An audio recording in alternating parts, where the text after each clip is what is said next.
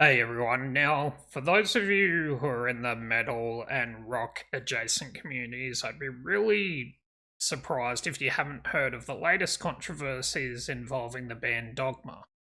There's been controversies around them being industry plants, there's been controversies around them being just not a real band, but then there's also been abuse allegations and the question as to who's really pulling the strings around the band Dogma. But one thing I didn't really expect to see was for Australia to be pulled into this controversy involving this band and the members that have quit, and they've sort of pulled back the veil of the band and who's running things, and has provided a bit of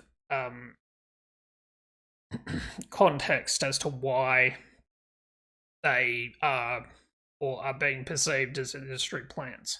So, the Australian connection with Dogma is quite interesting because the promoter for their upcoming tour has postponed it. Hardline Touring have postponed or Hardline Media, I should say, have postponed the tour because they only want to promote the band we and you thought we were getting. So I'm just looking at this now. So basically, the statement was, Dear Dogma fans, due to the current situation unfolding, we're postponing the Australian shows for now. We only want to promote the band that we and you thought we were getting. We'll do all we can to make this happen, but this will take a little time. Please hold on to your ticket for now while we try to sort this out for you. If we cannot make this happen, refunds will be processed, but we need your support to make this happen. A big way of showing your support is holding onto your ticket, which will allow us to navigate this to a positive outcome where you, the fans, get what you paid for. Now, I just don't really know what Hardline Media are trying to get done here. I just don't really think that there's a whole lot that they can influence to get the band that they booked for the tour. I'm assuming they're referring, I should say, to the band that, or the band members that have recently been fired. They're expecting to get that band, and now they're just a little bit worried about, or it looks like they're being worried about bringing out new members for this band, a band that has leveraged toxic work environments against the managers of this band, Dogma. So there's a lot of strings being pulled here. It looks like there's a corporate, shadow puppetry going on. So no one really knows, but I thought that I could do a bit of analysis on the Dogma situation. So let's get straight into that. Now, for some context, Dogma's emergence onto the metal scene was built around a powerful and unique image, an all-female group of anonymous musicians performing as corpse-painted nuns. They preached this message of empowerment and personal freedom. Their striking visuals and catchy power metal anthems, and dare I say, dad rock anthems, quickly builds a passionate global fan base, a congregation as they called it. The anonymity, the mask, the characters of Lilith, Lamia, Nixie, and Rusalka all created this mystique that was incredibly compelling. But in October last month, that mistake was shattered. It began with the sudden postponement of 2 shows from their North American tour. When the band re-emerged for a meet and greet, fans immediately knew something was wrong. 3 key members, vocalist Lilith, who has now been identified as Grace Jane Pastorini, and guitarist Lamia Amber Maldonado, and Rusalka, who has been identified as Patrick Grief, were gone. In their place stood 3 new unknown faces in the same habits. There was no announcement and no explanation for this, so this silent, jarring replacement sent shockwaves through the fan base. So days later, the new lineup performed in Las Vegas, but only added fuel to the fire because fans were alleging the performance relied heavily on backing tracks and even lip syncing, speculating the new members hadn't had enough time to learn the new material, and the confusion quickly turned to anger from the fans. So on October 27th, the silence was broken. Lilith, Lamia, and Rusalka released a powerful joint statement titled "The Fans Deserve the Truth." Their words painted a grim picture of what was happening behind the mask. They confirmed they were out of Dogma and levelled serious accusations against the person controlling the project. The statement read, "We love this project, but what's being sold today is not Dogma. During the tours, we saw unilateral decisions, broken promises, manipulation, mistreatment, and lies to the fans. They accused the manager of turning a band into a brand and people into disposable pieces, betraying not only the artists but the fans as well.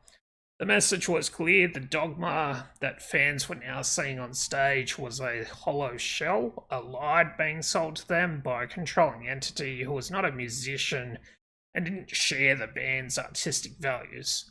So in response, the official Dogma account released a carefully worded statement saying the project was founded on creativity, collaboration, and evolution, and that change is part of our growth. Claimed that Dogma was bigger than any one individual, but to many fans, the corporate-sounding response only seemed to confirm their worst fears. The effects became even stronger, creating a direct clash between the artist's raw emotional statement and the project's detached corporate response. But this is where the story gets even stranger. One of the most unusual allegations involves the use of AI-generated scripts for interviews, confirming the manipulation went deeper than anyone imagined. In a detailed follow-up statement, former guitarist Amber Maldonado, who performed as Lamia, revealed an almost unbelievable level of control. She exposed that during their time in the band, they were pressured to use these scripts, which she described as pages of AI word salad, that she was expected to follow. So think about that for a moment. In the world of rock and metal, where authenticity is paramount, these artists were basically being told to recite the lines that have been generated by a machine. So this approach shows a complete erasure of their own voice, replacing their thoughts, personalities with an artificial, pre-approved narrative. And it speaks to a level of control that is deeply unsettling and goes against everything a band, especially a metal band, should stand for. Now, the AI scripts, however, seem to have just been one part of a bigger pattern of alleged exploitation.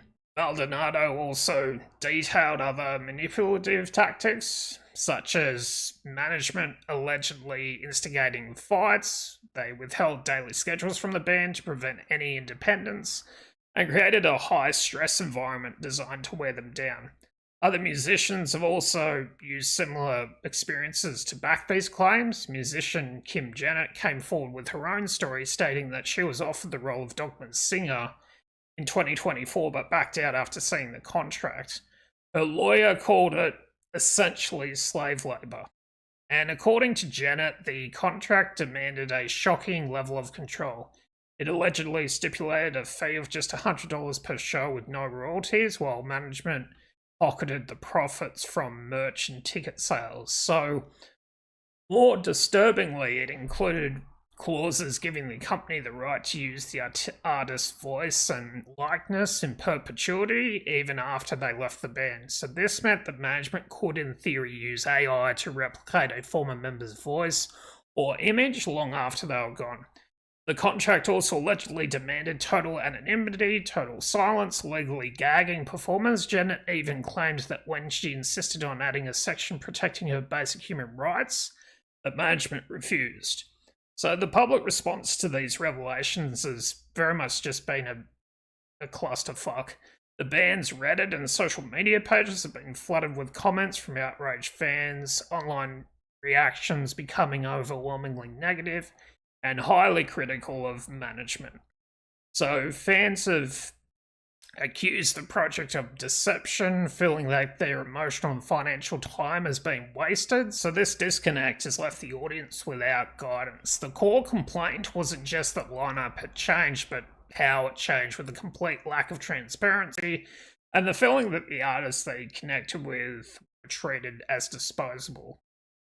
So the controversy has had a tangible consequences. as I said at the start of the video, so the promoter for Dogma's Planned Australian Tour has postponed, as I mentioned earlier. We're saying we only want to promote the band that we and you thought we were getting, which is a clear vote of no confidence in the current iteration of Dogma.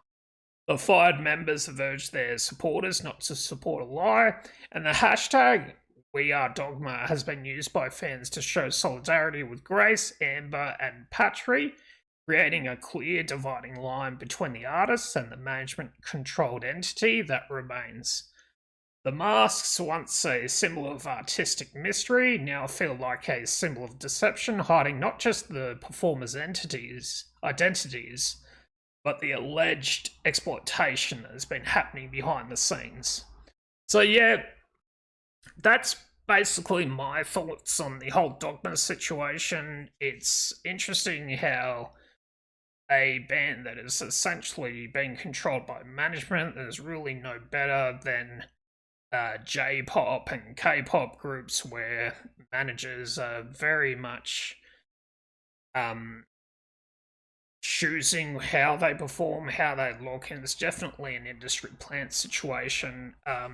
I am not really sure where the band goes from here. I don't know if this is exactly salvageable, but if it is, I think the only way is to address those managers and for the record label to give them the boot and for some basic human rights here to be observed. Anyway, that's my thoughts on this whole rubbish situation with Dogma. See you guys later.